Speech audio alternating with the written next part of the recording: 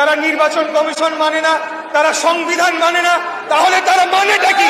নগর ভবন কিভাবে চলবে সেটা ঢাকাবাসী নির্ধারণ করবে। কোন বহিরাগত উপদেষ্টা বা বহিরাগত কোন প্রশাসক দিয়ে এই নগর ভবন পরিচালনা করতে দেওয়া হবে না, হবে না, হবে না।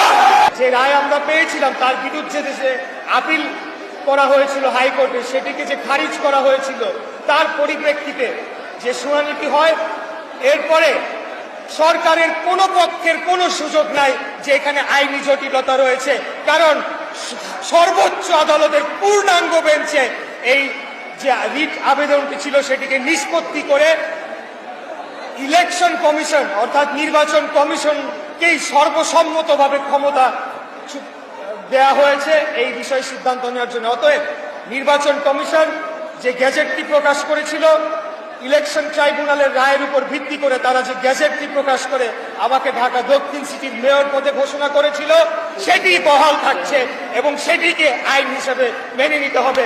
এটাই প্রতিষ্ঠা পেয়েছে সর্বোচ্চ আদালতের এই রায়ের মাধ্যমে।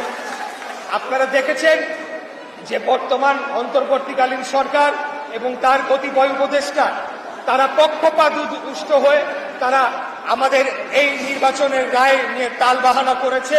দীর্ঘদিন যাবৎ তারা আমাকে শপথ না পড়ানোর মধ্য দিয়ে বাংলাদেশের সংবিধানকে লঙ্ঘন করেছে, নির্বাচন কমিশনের ক্ষমতাকে তারা অসম্মান করেছে।